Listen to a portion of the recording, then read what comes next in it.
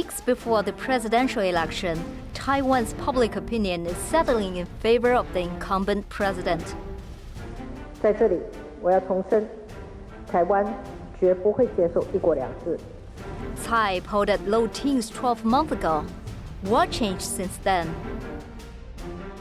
Well, I would say none of the promises made by the Chinese Communist Party could be trusted.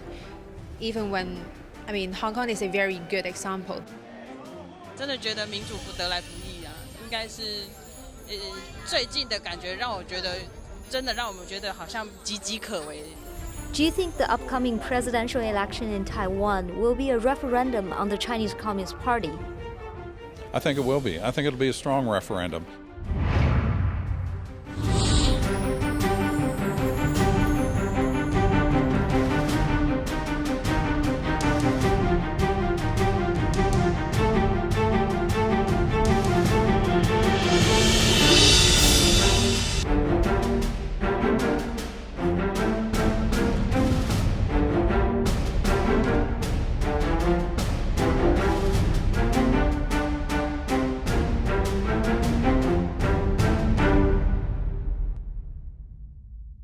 Welcome to Zooming In. I'm Simone Gao. On January 11th, 23 million Taiwanese people will elect their next president and a new Legislative Yuan, which is one of the 5 branches of government in Taiwan. Against the backdrop of a grand conflict between China and the US, Taiwan's choice will decide their relations with the 2 most powerful countries in the world. The stakes are also high for America and China. To the United States, Taiwan is an ally, a strategic partner, and a friend that America once betrayed. To the Chinese Communist Party, reunification with Taiwan is a promise, a manifestation of the party's power and part of the so-called Chinese dream. What will the upcoming presidential election in Taiwan bring to all parties concerned? Let's explore in today's episode of Zooming In.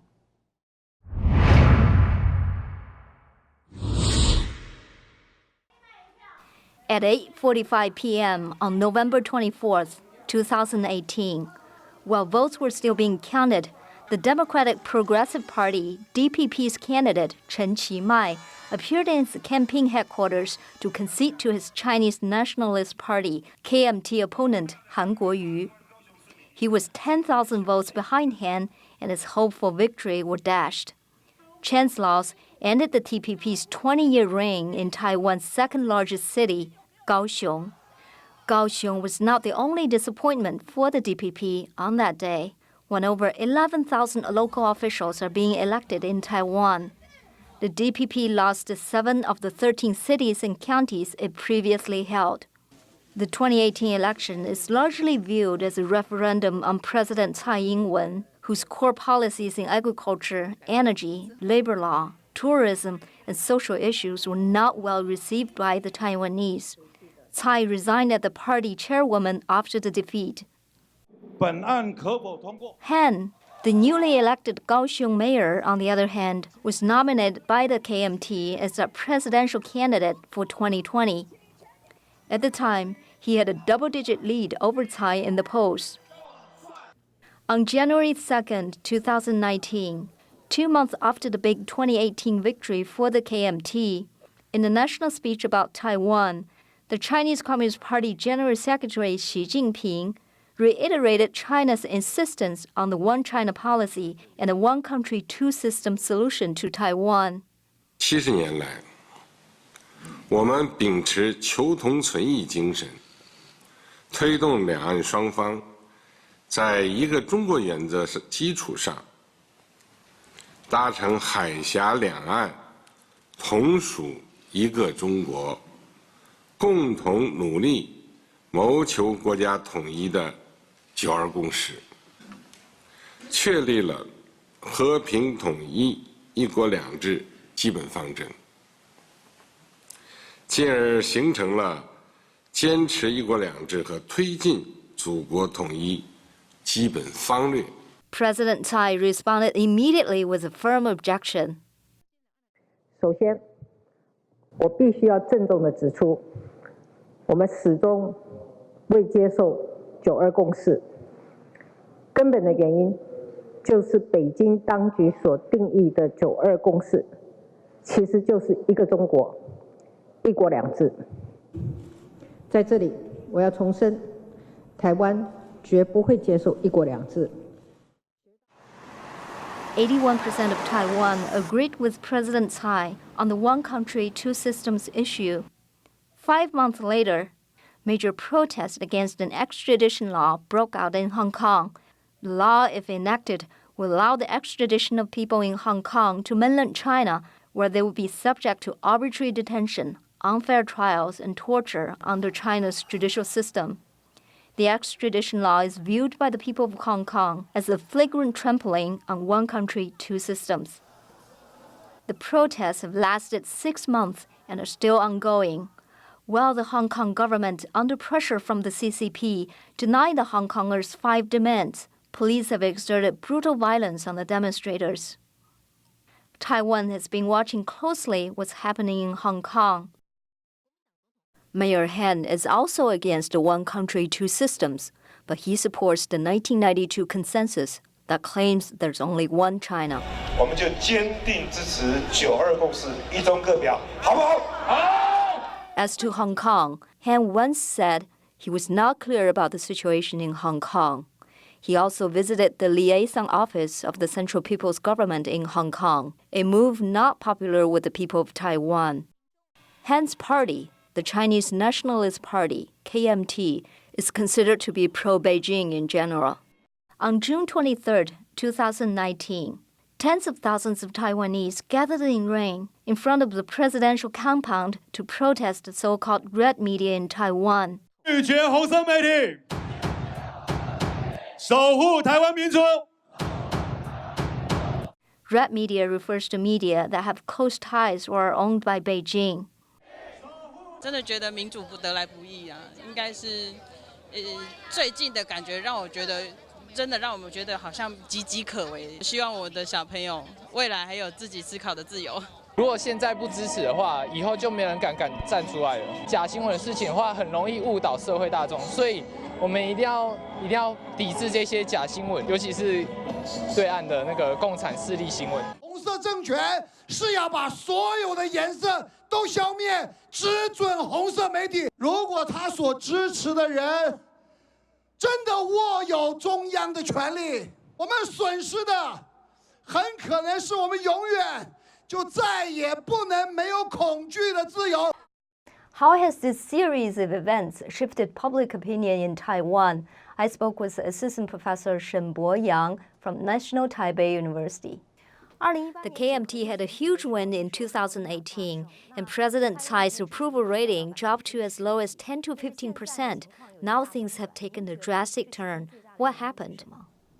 应该这样讲，就是说，很多人都会认为说这个是。Many people thought that the anti-extradition movement was the main reason for Tsai Ing-wen's rise in the polls. But if we look at the numbers, Tsai's rise began from January or February for a very simple reason. 理由很简单，就是因为习近平的 Xi Jinping's speech on one country, two systems. And as a result, they were saying that the DPP picked up a gun on FB. Xi's speech aroused the consciousness of sovereignty among the Taiwanese people, and Hong Kong's anti-extradition movement following that was the last straw, which confirmed the threat from China and boosted Tsai Ing-wen's popularity. 威胁，那才导致蔡英文的民调不断的上升。How big of a factor is Hong Kong?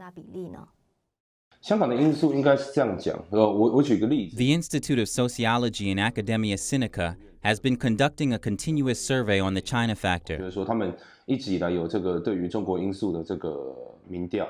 In 2018, when asked whether national sovereignty or economic development is more important, 50% of Taiwanese chose the economy, while only 30% chose sovereignty. 认为国家比较重要的是30%几。 However, by 2019, 60% chose sovereignty, whereas 30% chose economy. This big reversal came in May. At that time, the Hong Kong protests hadn't taken place yet, so the Taiwanese consciousness of sovereignty had risen before that.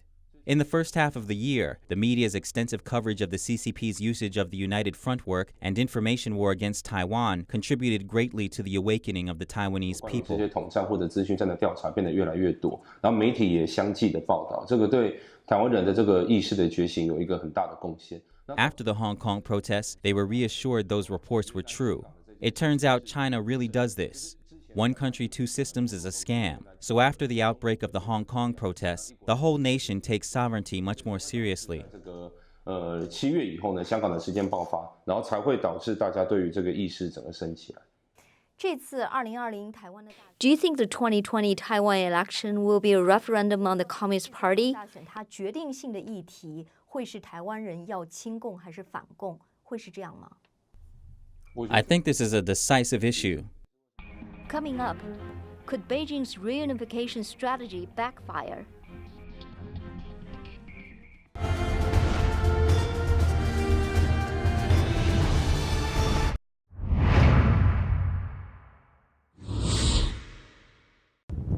On November 2019, Australia's 60 Minutes aired a special about Chinese defector Wang Liqiang, a self-proclaimed former Chinese spy.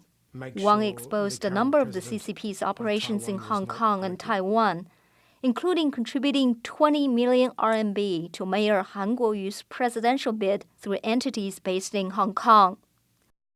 Han denied the accusation and pledged he would end his campaign if he accepted even one NT dollar, Taiwan's currency, from the CCP. Meanwhile, social media researchers confirmed Beijing's massive influence campaign in Taiwan.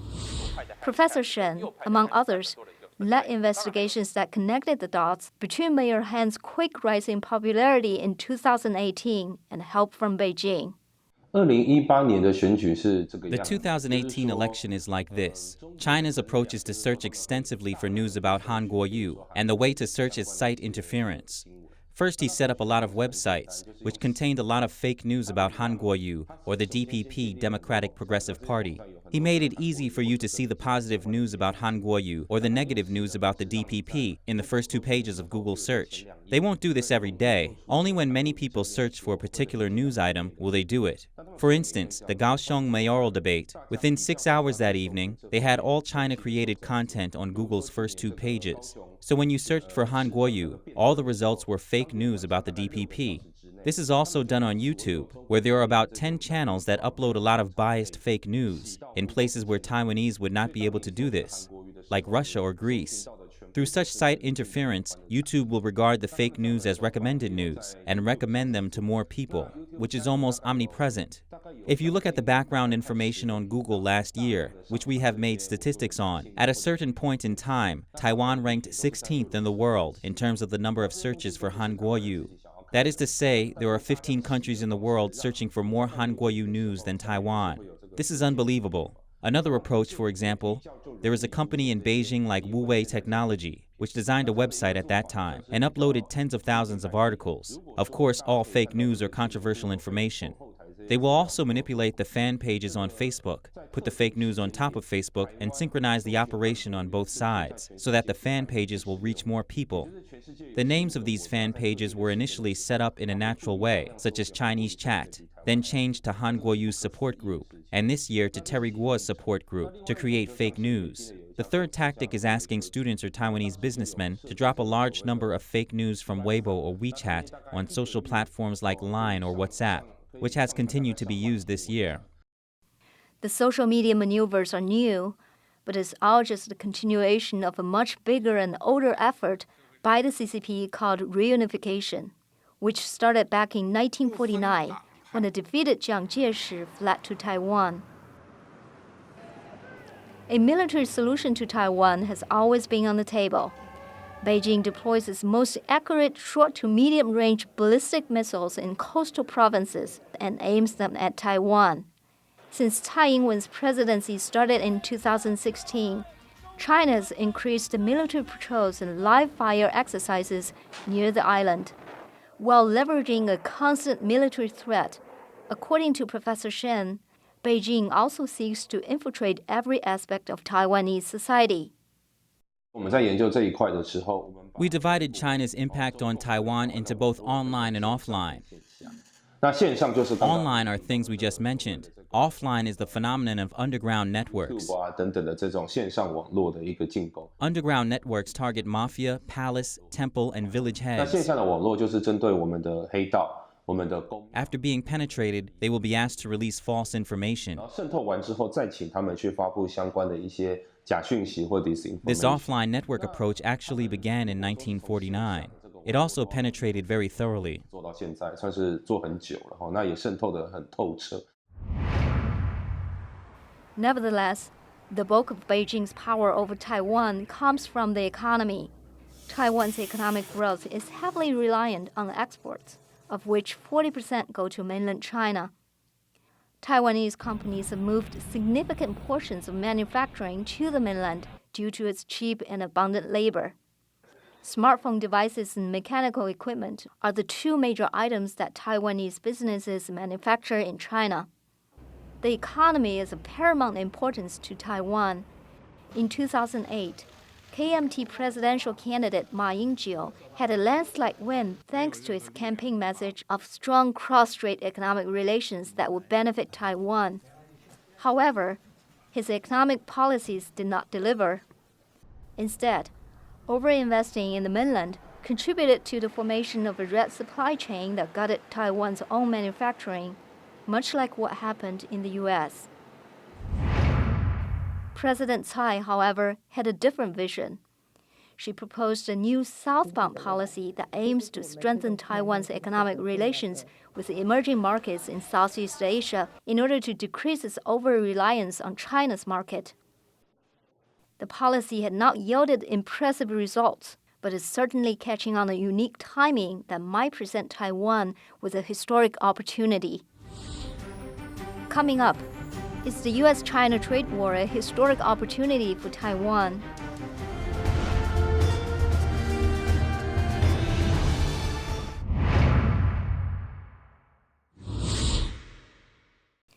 On a cold and rainy winter day in Washington, D.C., 2 months away from Taiwan's presidential election, the Global Taiwan Institute had a full house, hosting media, US-Taiwan experts, Taiwan diplomats, and a representative from the Trump administration, Deputy Director of the Bureau of East Asian, Australia, New Zealand, and Pacific Islands Affairs.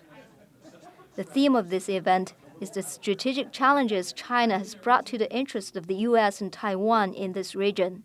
They had a detailed package, and this is just 3 out of 15 pages that I only wanted to show you a few of them, but it goes through and says, here's our plan to build up the infrastructure of Bougainville. We're going to rebuild this road on the East Coast. We're going to build 2 major bridges that connect Buka to the main island. We're going to build another bridge in the south to a major resort that we have down there. We're going to upgrade 2 of your airfields, and we're also going to upgrade a couple of your ports. And they provided all this to the people in anticipation that they'll become the newest nation on the earth. And when they become the newest nation, they're going to be asked, so who do you recognize, Taipei or Beijing? And as it sits right now, I think that the answer is pretty clear. Islands in the Southern Pacific are the first island chain for Australia and New Zealand. Both of them are members of the Five Eyes, an alliance that shares intelligence information with the United States. In June 2017, China officially announced that the Belt and Road Initiative will expand to include the 3 blue economic passages. One of them is the South Pacific. Recently, 2 South Pacific island countries severed diplomatic ties with Taiwan for China.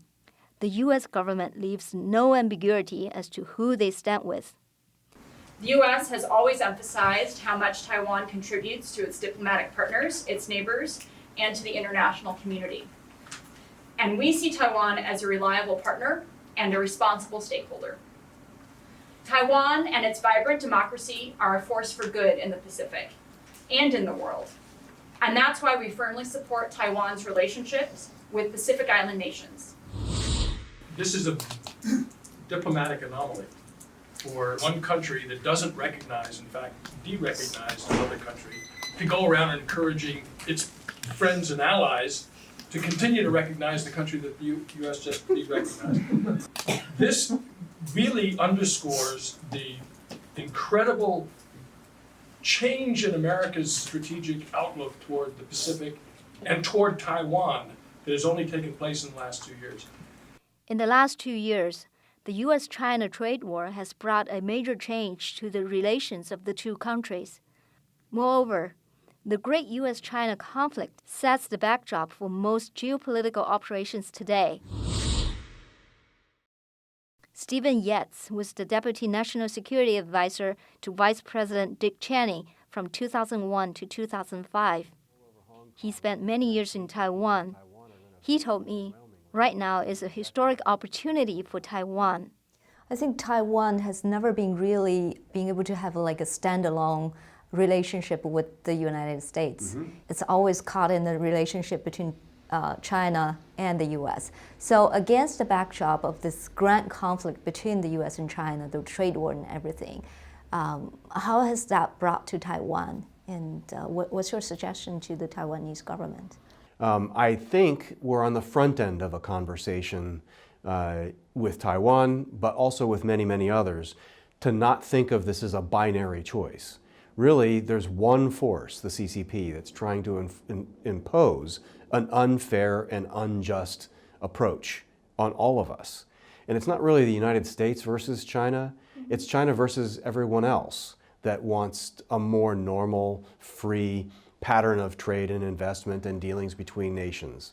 And so Taiwan, like everyone else, needs to begin diversifying its supply chain. And when it's doing that, that's not just with the United States. That's with Southeast Asia, it's with South Asia, it's with other parts of Asia, it's with the US, it's with Canada, Mexico, parts of Europe. It's really all of these free and developed economies that are safer areas, more receptive to a democratic Taiwan, and a prosperous and tech-leading Taiwan. That's right, but I don't think it's a clear cut. 40% of Taiwan's export is to China, and there's always this military scenario where China might invade Taiwan. Plus, historically, there's a hurt feeling between US and Taiwan because Nixon chose China over Taiwan. So when you put all these things together, how should Taiwan position itself? Well, it is a challenge of perceptions versus realities. And I think on the perception side, I agree that of your summary of what some of those perceptions are and what the concerns related to those perceptions might be. On the reality side of it, though, Taiwan is a country of 23 million people. It's a substantial economy. It certainly warrants attention on its own merits with regard to US strategy, especially in Asia, but really globally. Taiwan's trade and investment is very, very relevant to key states in the United States. And so there's no question on its own merits it should get some degree of support and respect and interchange that wouldn't be open to negotiating away. At the same time, Taiwan, relative to the magnitude of what China is a smaller country. And so when you are a smaller country and a smaller power, in some ways, when you are a part of the bargaining process, in some ways, that's when you stand to benefit the most. If you are not a part of the bargaining process, you sometimes risk being marginalized or ignored. So the dilemma for Taiwan is the only time they get thought about by a critical mass of Americans is when they're potentially at risk. Otherwise, the American people don't know that Taiwan exists. This comes across as being a bit harsh, but it might be practical and true. In the past 2 years, the U.S. passed more legislation benefiting Taiwan and boosting closer U.S.-Taiwan relations than the past decades combined. President Trump gave a green light to more arms sales to Taiwan in spite of strong opposition from China. Now, days before the presidential election, on Capitol Hill, U.S. lawmakers are watching closely which direction Taiwan will go. I think that that Taiwan is at or approaching a crossroads where they're going to have to decide about their own economic dependence and their own sovereignty and their own security and their own freedom. And that's solely up to the people of Taiwan to make that choice. What do you want to say to Taiwan people who is going to elect their president? Well, we hope that they elect a president that will stand strong against Chinese influence and that will want to strengthen the relationship with the United States of America and understands what's at stake for the people and the freedom of Taiwan. Do you think the upcoming presidential election in Taiwan will be a referendum on the Chinese Communist Party? I think it will be. I think it'll be a strong referendum.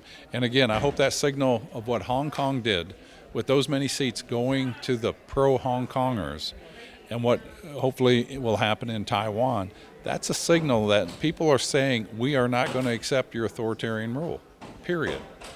Do you think the U.S. policy toward Taiwan is on the right track right now? Oh, absolutely. I really think it is, and I think you're going to hear more of a strong message come out of Congress. You know, when I speak, I feel like I speak for me, but I also speak for a lot of the members of Congress. I can't say all of them, but the majority of them, and probably the majority of Americans feel the same way. You know, I had somebody ask me, why are we so strong in our support for Taiwan? And I said, because of a lot of things. One is we had an agreement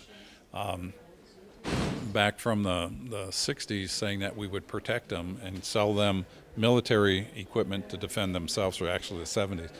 And then they're a Western democracy. They believe in the same things we do, you know, the same beliefs, and they have contributed so much to the world, whether it's in medicine or technology or, you know, just, you know, being people that believe in what we believe, that, yeah, we're going to stand with them because they're a democracy in a tough neighborhood. The U.S. relationship with Taiwan at times is about geopolitical balances, at times is about bargaining power. But ultimately, the long-term foundation of this relationship is built upon the same values and belief systems. To the Taiwanese people, the 2020 election is a referendum on the CCP. To the American people, it is an opportunity to see if Taiwan will be a true friend. Thanks for watching Zooming In. I'm Simone.